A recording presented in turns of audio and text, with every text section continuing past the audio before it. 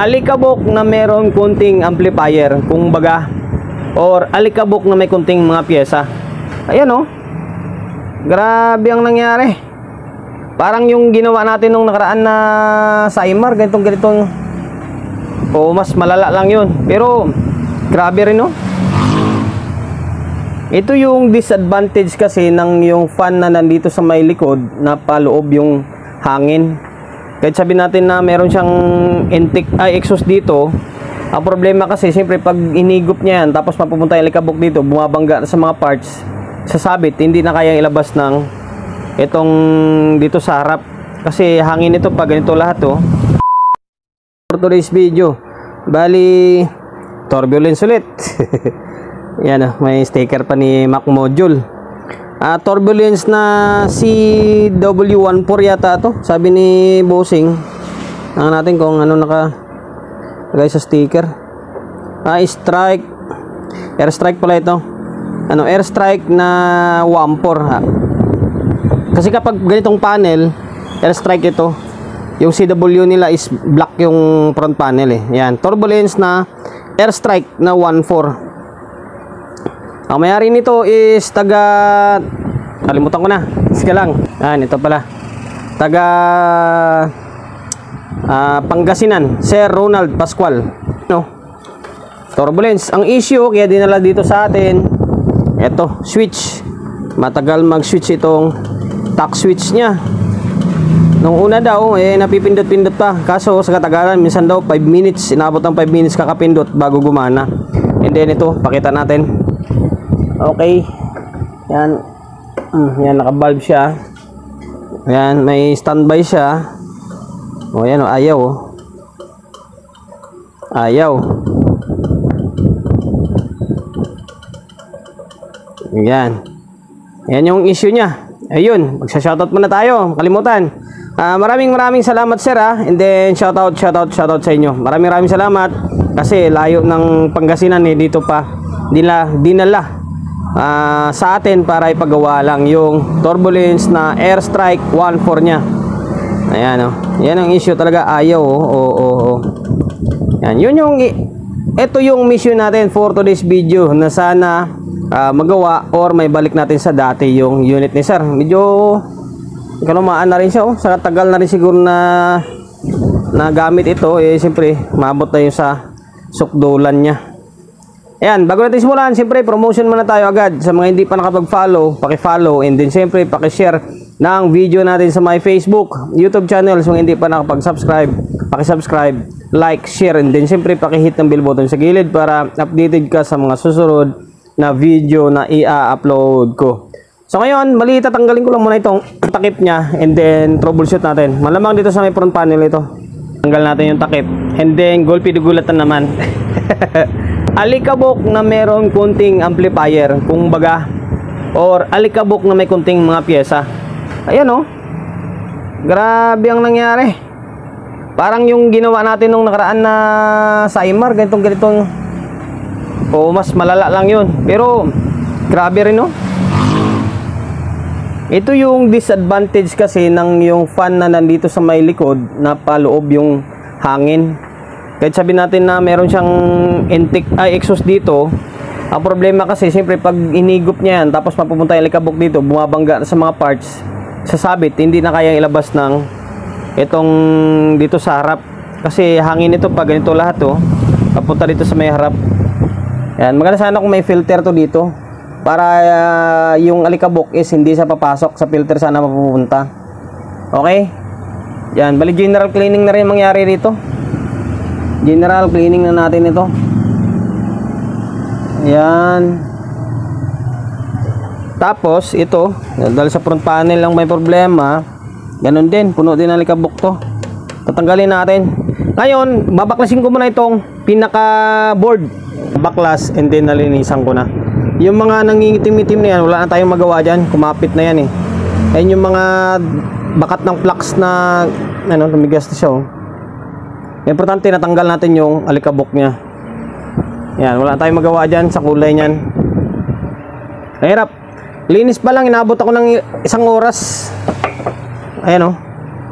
May mga natira pa, final cleaning na lang mamaya yan kapag napatino natin. Importante, mapatino muna natin.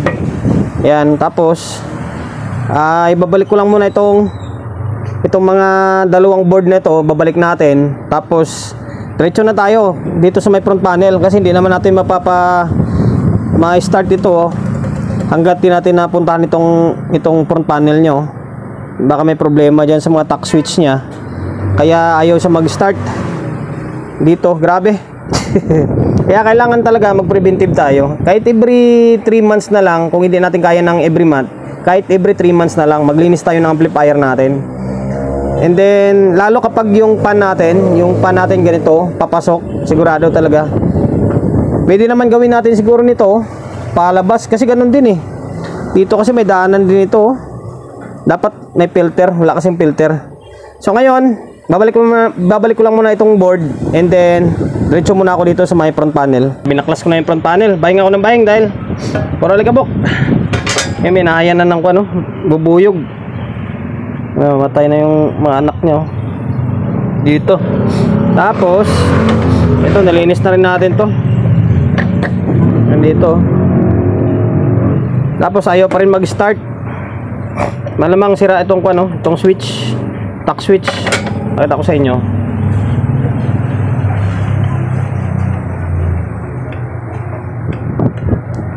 Yan, nilaw ni siya. Dapat pag on to.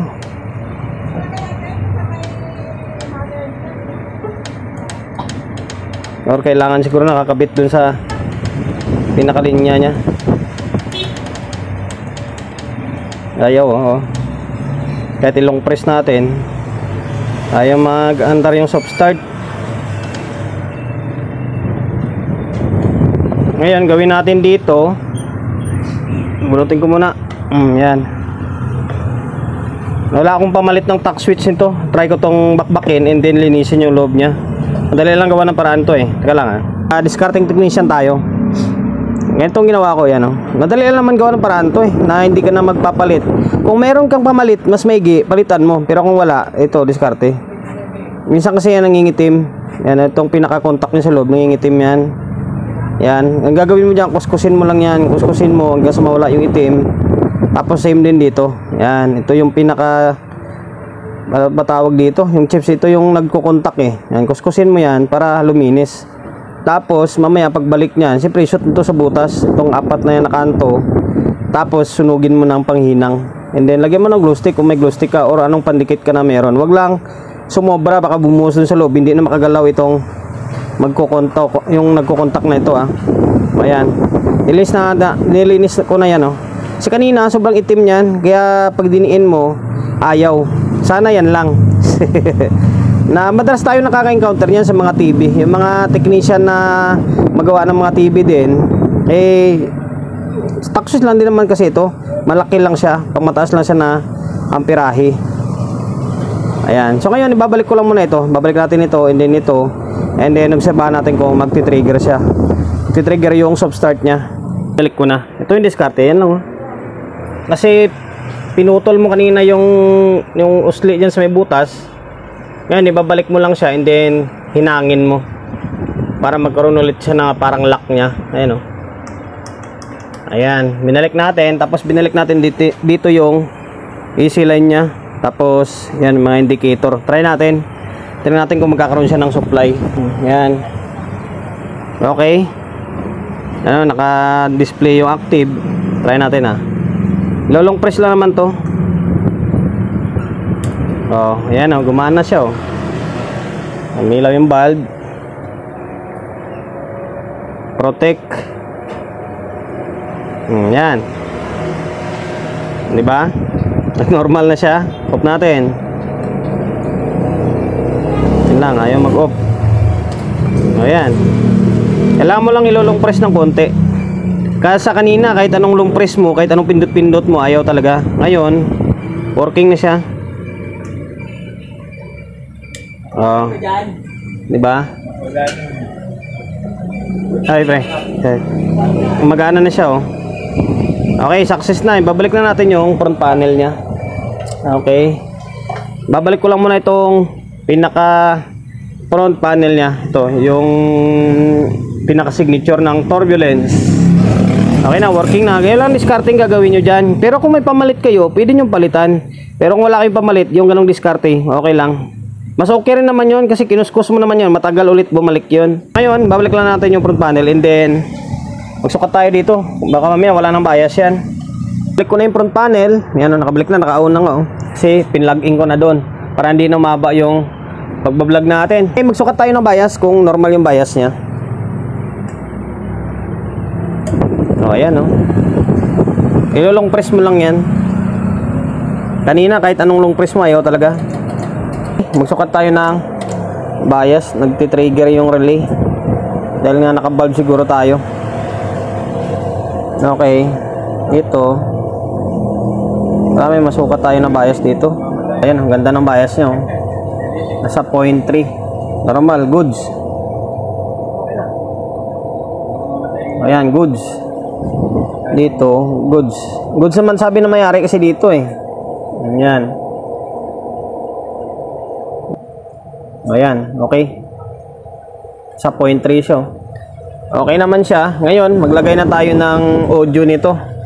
Lagay tayo ng audio and then speaker and then audio input para testing natin kung mayroon siyang audio. Sana wala nang problema. Sana yung mga control nito is good pa. Lagay na ako ng speaker. 4 na speaker. Laging ginagamit natin. 4. Tapos audio source natin. Ito, cellphone. Naka stereo mode tayo. And then ito, to 20 na natin. Naka to 20 tayo. Okay. Minsan nagra-rattle yung relay na okay lang yan dahil na-stuck siguro yan. Pag tumagal naman na maandar yan, magiging normal naman yan. Kanina medyo nagra-rattle siya eh. Ayan, ako to 20 na yan ha. Hindi na tayo naka-bulb. Okay, naka-play na yung music natin. Sound check. Title niya, Pepsi Sound Check by paring DJ Casey. Okay, ayan. Ayan. Wala pang processor yan, ha? Wala pang processor yan. Ayun, channel 2. Lakas, ganda ng tunog.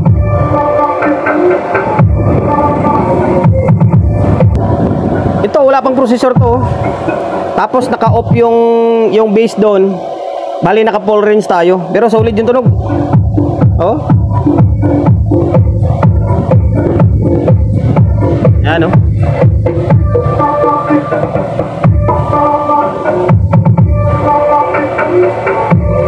Okay na, bali yung switch is okay na. Off natin. Yan, ilolong press mo lang din naman to eh. Okay? Oh, yan, normal na siya. Grabe, ang lakas ng pan, oh. Higupin talaga yung alikabok pa punta sa loob. Okay, okay. Yan.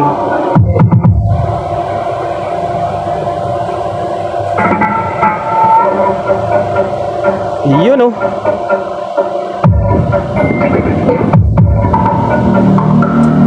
The supply pala niya, oh. 126 AC. Yung pinaka high rail niya. Naka 3 tires, 126, 84, 42. Yun oh.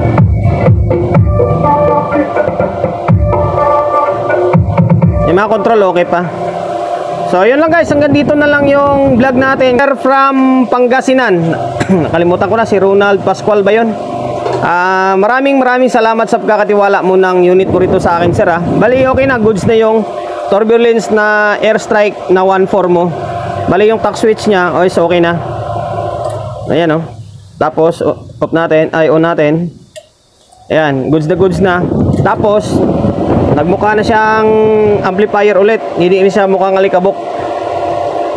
Yan, deep cleaning ang nangyari. Ayun lang guys, hanggang dito na lang. Sana nakapagbigay idea ako sa inyo sa ganitong klaseng trouble, yung hirap mabuhay yung switch nya. Eh sana nakapagbigay idea tayo. Ayun, promotion bago tayo magtapos, siyempre shop natin always on Laguna 24/7. Sa mga gustong magpapa-repair along sa Uyo, Quezon City, number 61 Don Julio Gregorio Street sa Uyo Road sa Uyo, Quezon City. social media pages natin. So, kung hindi pa nakapag-follow, paki-follow. And then, syempre, paki-share ng video natin sa my Facebook, YouTube channel. So, kung hindi pa nakapag-subscribe, paki-subscribe, like, share. And then, syempre, paki-hit ng bell button sa gilid para updated ka sa mga susunod na video na i-upload ko. Ingat, God bless, and then peace atin lahat.